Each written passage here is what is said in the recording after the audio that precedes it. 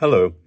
I want to talk about Robert Jenrick today, and I wanted to start by pointing out, because some people in the comments find my comments, find the things I say confusing.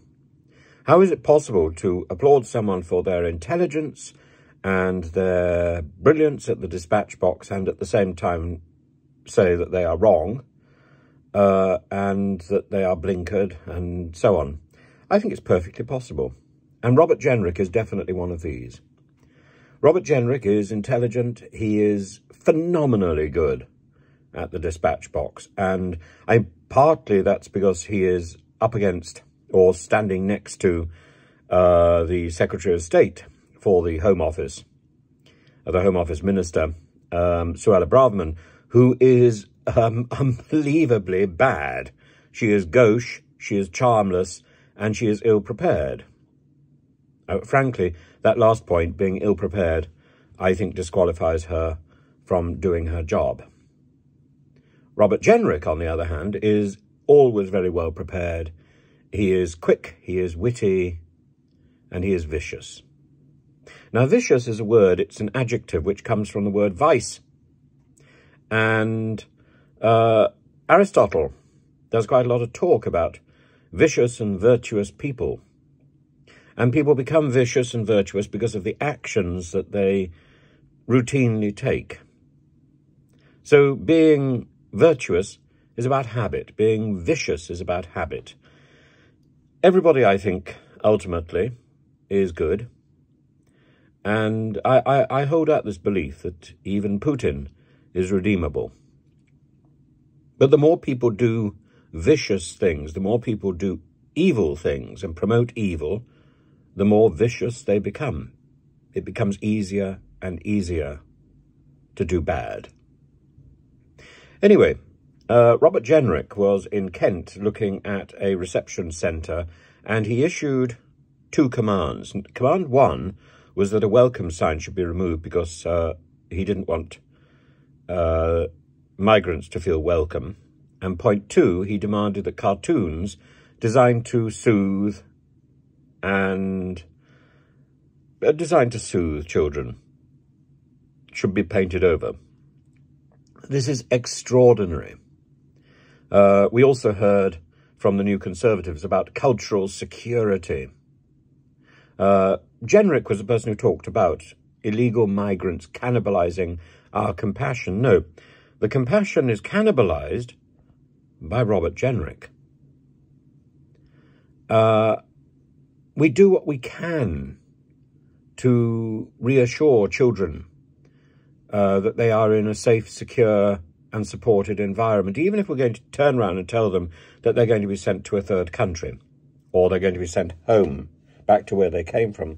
Even if that is our intention, our conversation is with the parents, not with the children. And the children have been through the most appalling experience of travelling on a small boat across the Channel. And we are saying those very, very minor vestiges of soothing words and pictures are to be removed because this is a clinical, cold, hostile environment.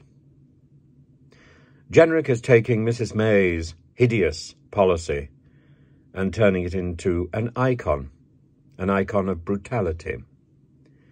And the Home Office has said that the children are processed. They all have individual interviews to identify safeguarding and trafficking, but our priority is to stop the boats, to detain and promptly remove those people who arrive here. And I am astonished. I'm astonished that Jenrick has not denied this story. I'm astonished that he also hasn't confirmed the story, by the way. But he hasn't denied it, so I presume it's true. That these these holding centres are supposed to be as hostile as possible. And any efforts by the staff at these centres to help the children and the adults emotionally and psychologically is to be scotched.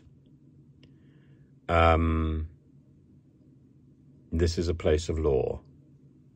This is a place of hostility, where decency and compassion, those qualities that we uphold in Britain, are denied, where our protection towards children, which we go on and on and on about, safeguarding, is denied.